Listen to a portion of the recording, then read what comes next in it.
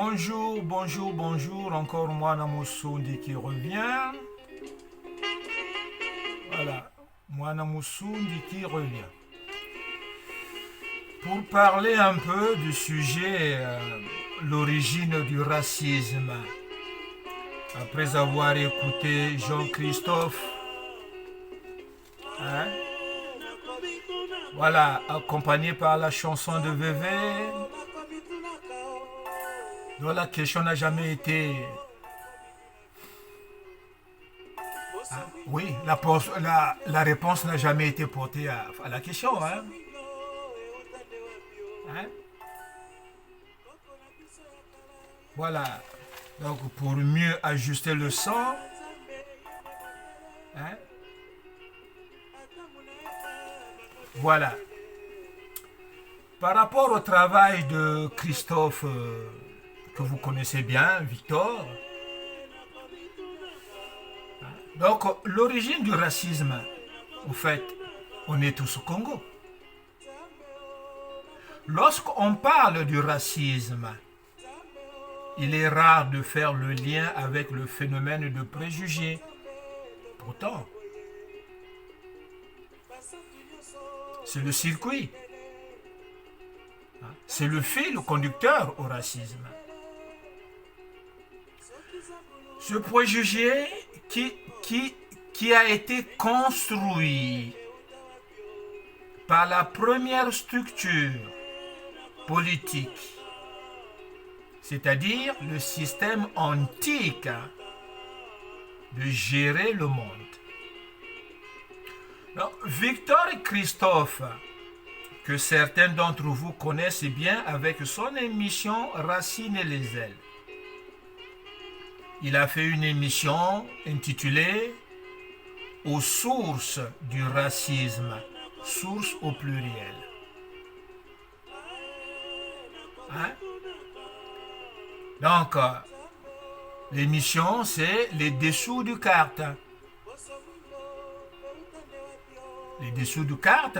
Maintenant, quand vous parcourez la vidéo, à 11 minutes 32, il parle de la situation géographique qui a évolué avec les migrations. Mélange des peuples, cassons la barrière des différences. Ce qui m'a beaucoup plu, c'est là où il dit le métissage des populations, donc la mondialisation. Voyez-vous? Voilà donc la partie qui m'a intéressé le plus. Bon, le reste, je fais attention aux arêtes parce que ce n'est pas du poisson pané qu'on donne aux enfants. Ce que Victor Christophe nous présente, c'est un poisson plein d'arêtes. Il n'y a que les Congos qui, avec gloutonnerie, ou ils mangent ou ils ne mangent pas. Mais quand ils en mangent, ils ne font pas aussi attention aux arêtes. Et pourtant, il faut bien en manger. Vous voyez? Donc, par la suite, il parle des travaux de Lilian Thuram. Lilian Thuram, que moi j'appelle plus Thuram. Lilian, je l'appelle tu surfes. Parce que il arrive quand même à maîtriser le sujet. Et on essaie de lui mettre les bâtons dans les roues, quoi. Comme un sprinter qui va si vite. Et dans les tournants, on lui jette les pots de banane. Donc c'est pour ça que je dis au sujet de Lilian, tu surfes. Si Lilian tient à être efficace dans cette lutte, ce n'est pas avec les passes ou les versions de Christophe qu'il marquera encore des buts au mondial des peuples. Ah oui, Lilian, tu surfes. Voyez-vous? Dans la vidéo, encore, à 10 minutes 42, Victor présente le premier humain qu'ils appellent Homo sapiens, qui part de l'Afrique. Et en plus, on dit qu'il va émerger. Rien que ce mot émerger, ça me choque, moi. Un mot dont je ne saisis pas vraiment le sens. Pourquoi? Parce qu'on nous présente comme une classe étant descendant des singes. Donc, on n'a pas émergé. Donc, toute cette théorie est en train de disparaître comme ça, comme on jette des bananes aux joueurs dans les lieux publics. Bon. Ça va pas, quoi. Oui, donc se laisser noyer dans la confusion, si ce n'est de regarder quelques propos très ambigus du présentateur, nous devrons faire très attention. Comprenez? Hein? Nous devrons faire très attention. Voilà. Faisons donc très attention aux mots. Bon, revenons à la source du racisme. Il faut bien expliquer les origines de façon claire et limpide pour aider les ignorants si nous sommes vraiment dans cette démarche de vouloir aider les ignorants. Oui, la source, mais tout commence avec les Congos. Oui. Tout commence avec les Congos. Et les Congos ne sont pas des homos, comme on dit sapiens. L'expression homo vient de chez les Grecs. C'était une divinité ancienne, adorée par les Grecs. La divinité Homos. Voilà cette expression qui va être utilisée chez les scientifiques pour désigner l'être humain. Non, disons plutôt Adam. Ça, c'est l'expression universelle, qui est aussi employée par quelques peuples autochtones en Afrique. Chez les Swahili, chez les Congos swahilisés, ils disent quoi? Bantoto Badamu, les enfants de la terre. Quand vous allez en Guinée aussi, il y a des peuples autochtones qui ont presque disparu, qui disent aussi Adam ou Ada. Voyez-vous? Si ceux qui sont devenus bantous avaient fini par dominer le monde, les êtres humains seraient des bantous. Voyez-vous? Donc, on va revenir là où il dit, Christophe, là où il dit que la carte a évolué avec les voyages, les migrations, les brassages et les métissages des populations. Donc, la mondialisation.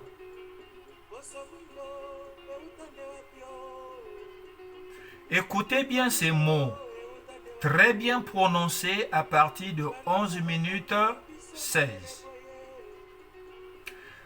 Mais le début de la mondialisation se situe à quel niveau du parcours dans ce mouvement migratoire qui a commencé bien longtemps depuis la Mésopotamie.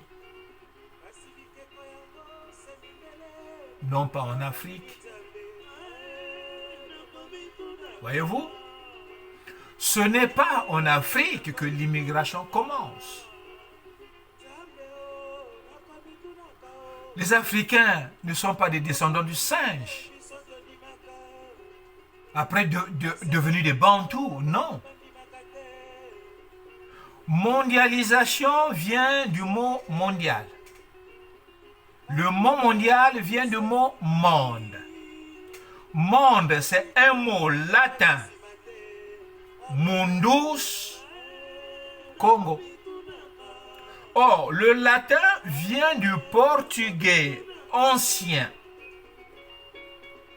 Avant qu'il ne devienne langue avec les Grecs, les Mèdes et les Perses, c'était un dialecte araméen qui finira par subir l'influence de la langue au Congo, les premiers dominants, avec Mudumango, Nimrod.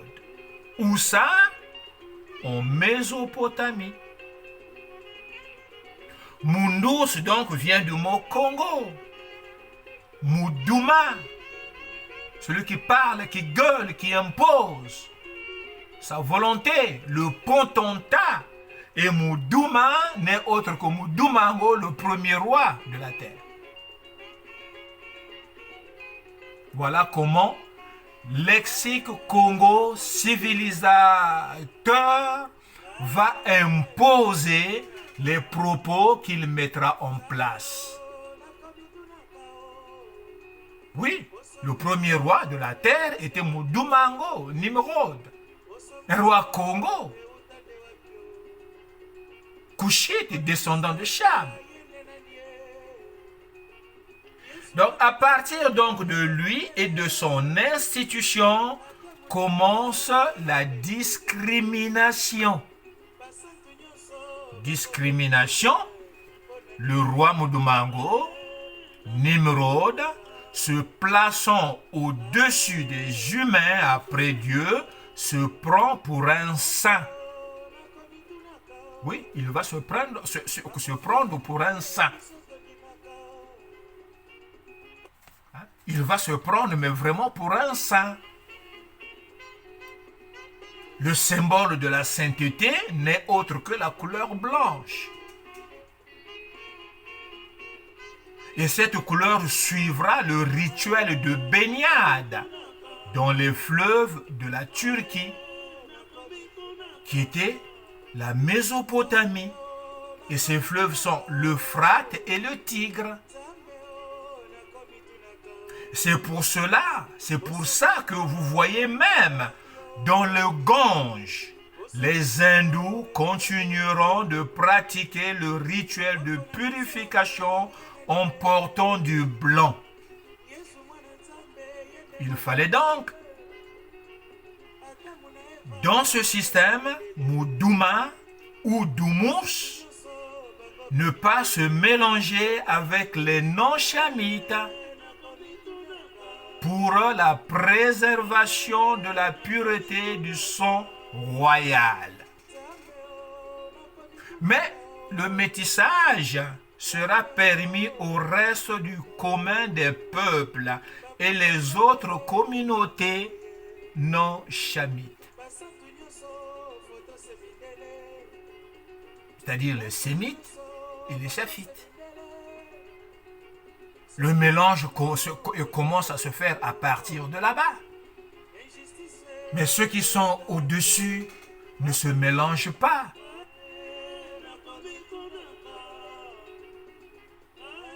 Donc, la faute qu'ils ont commise, c'est de se préserver au mélange.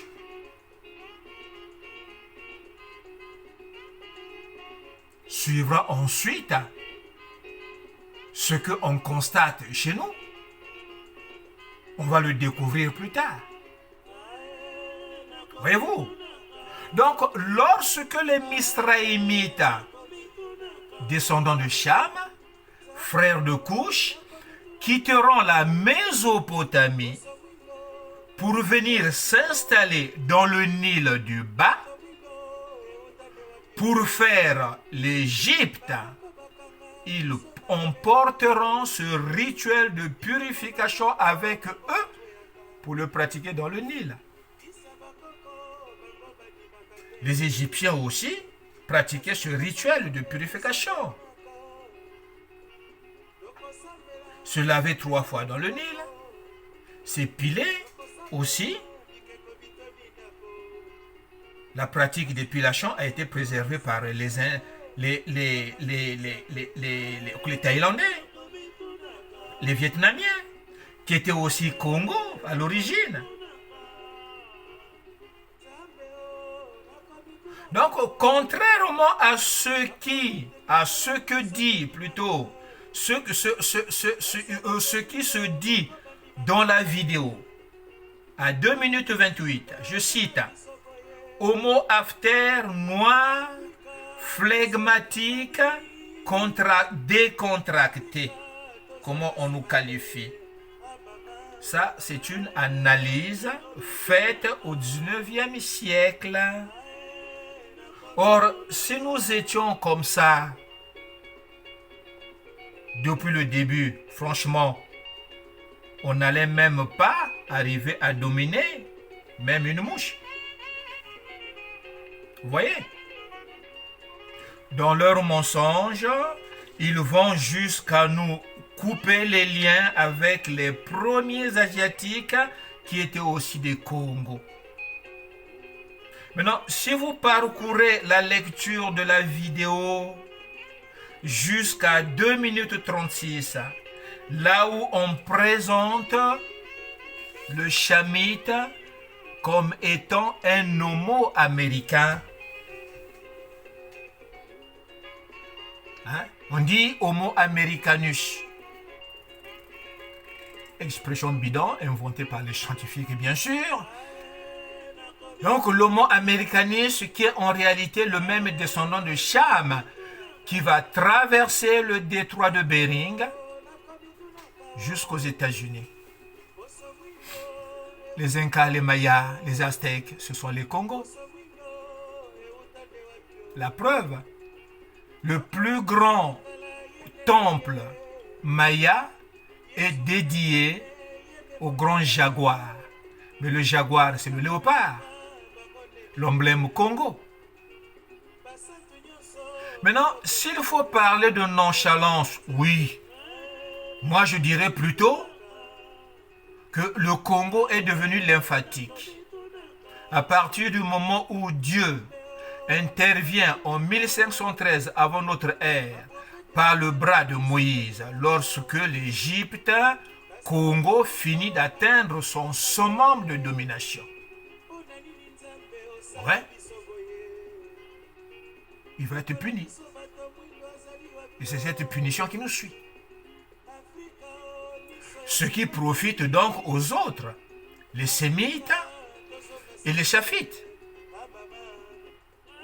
Voyez-vous? Donc eux, ils profitent de cette structure laissée par les Congos pour moderniser ce que nos ancêtres laisseront comme base inspirante. Voilà, nos ancêtres ont laissé la base qui profite aujourd'hui aux modernistes. Mais les modernistes, mes frères, les modernistes, hein? Donc, pour embrouiller le chamite égaré, Victor Christophe parle du 15e siècle comme étant porteur de nouvelles découvertes par les Portugais et les Espagnols. Non, en réalité, il n'y a jamais eu de découverte. Pourquoi? Comment cela? Ben, les Portugais et les Espagnols étaient un même peuple de Tarsi, fils de Chafet, c'est-à-dire les Européens. Ils seront utilisés par les Sémites afin d'aller nouer des contacts ambigus avec leurs anciens colonisateurs. Congo, le contact sera facilité par le fait du langage qui ne nécessitera pas d'interprète. Entre les Portugais, Espagnols et les peuples Congo, qui sont inspirateurs de la langue du nouveau dominant. Le portugais a un lexique riche avec les mots Congo. Plusieurs exemples le prouvent. Vous prenez le mot casier. Vous prenez le mot mesa. Vous prenez le mot longo ou longueur. Vous prenez le mot patient. Tous ces mots-là viennent du lexique Congo, latinisés en passant par le portugais. Comprenez? Hein? Voilà qu'au 19e siècle, qu'est-ce qui se passe? Les Chafites et les Sémites, bien assis sur le siège de la domination conçue par les Chamites Couchites pour la domination mondiale, ou Mondus Muduma. Et là, ils commencent à attribuer les expressions péjoratives au premier. Oui, ça se passe à partir du 19e siècle. Hein? Qu'on appelle l'âge de la lumière, siècle de lumière. Mais lumière non pas seulement pour la technologie, mais plutôt lumière de la voie spirituelle. Hein? C'est à cette période-là qu'on commence à attribuer le nom péjoratif au Congo. Noir, nègre, africain, que nous aimons bien par ignorance. Vous voyez? En gros, c'est pour dire que la lutte contre le racisme n'est que faux prétexte pour ceux qui sont dans le programme de la mondialisation. Parce que ce même programme de mondialisation passe par la conquête de toute la terre palestinienne, dans le but de faire que Israël devienne la capitale du monde. Mais quand est-ce qu'a commencé la conquête de la Palestine? Lorsque vous lisez la Bible, les détails sont mentionnés là-dedans sous forme de prophétie. Exemple de preuve, Genèse chapitre 22, le verset 17. Le verset 17, je l'ai ici ouvert, où il est dit « Je te bénirai à coup sûr, et je multiplierai à coup sûr, et je multiplierai ta semence ou ta progéniture comme les étoiles des cieux et comme les grains du sable qui sont sur le bord de la mer. Et ta progéniture prendra possession de la porte de ses ennemis. » C'est Dieu qui dit ça à Abraham. Mais qui étaient les ennemis d'Abraham si ce n'était pas les Congos?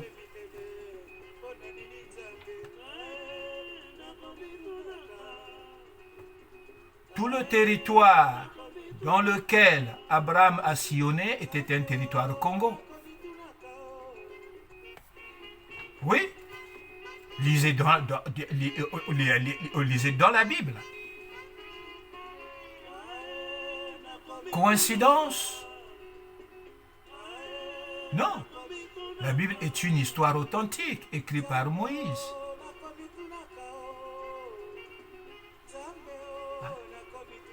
On nous fait croire que c'est un faux livre pour nous égarer, pour que nous ne voyions pas clair de ce qui se passe.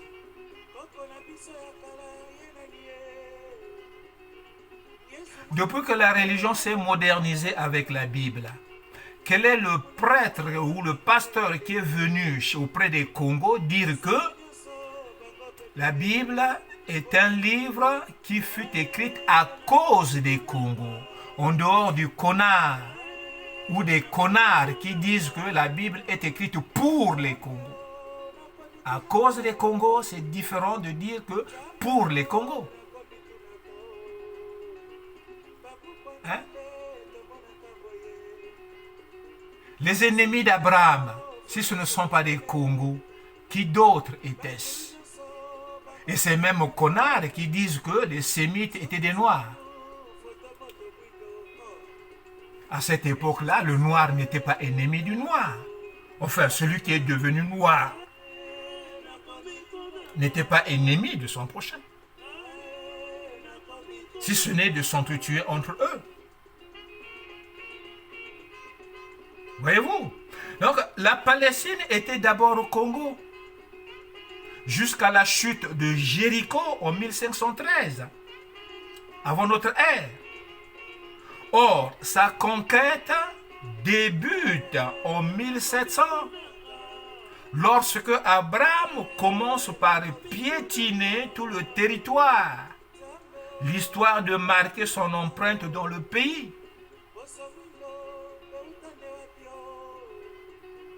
Les détails sont dans la Bible. C'est l'histoire authentique écrite par Moïse. Mais la Bible fut écrite en araméen ou hébreu, mais avec l'alphabet Congo.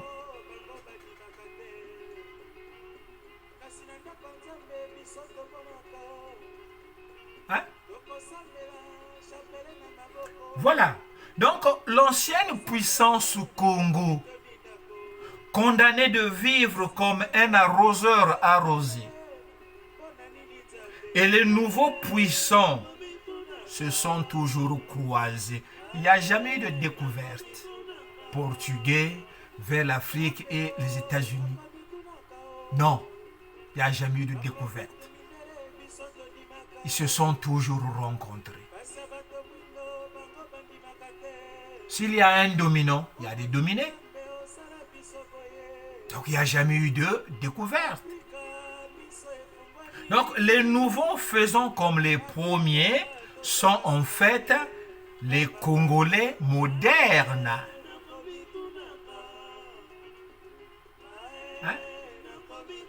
Comment on reconnaît que ce sont les Congolais modernes? Parce qu'ils ne font que détailler les paroles prophétiques contenues dans le livre de l'Apocalypse, chapitre 13, versets 1 et 2, où il est question d'un léopard à 7 têtes, synonyme de l'amélioration de cette puissance de base mise en place par les Congos. Donc les Congos sont en quelque sorte une structure qui forme les autres puissances à l'image du maître. Voilà. Donc, Apocalypse chapitre 13, versets 1 et 2 prouve que nous sommes tous au Congo.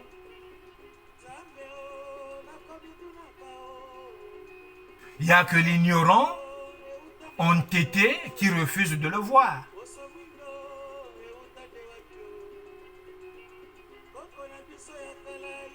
Voyez-vous? Donc, racisme.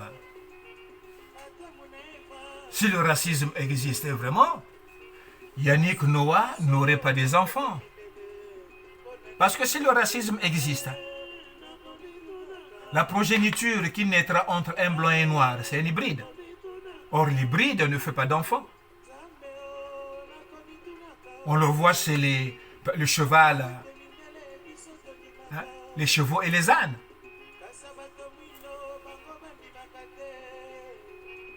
Voyez-vous?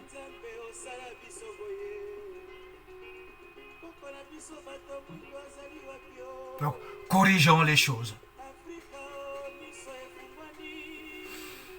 Ouais, Africa miso fufungwami. Ben, to fungola miso Africa. Ouvrons les yeux. Ouvrons les yeux. Hein? Soyons comme la tête d'un mouton coupé, les yeux ouverts, qui regarde comment on partage ses parties. Eh ouais. Eh ouais. Allez, ciao, ciao mes frères. Congo, noir, blanc, jaune, rouge, on est tous au Congo.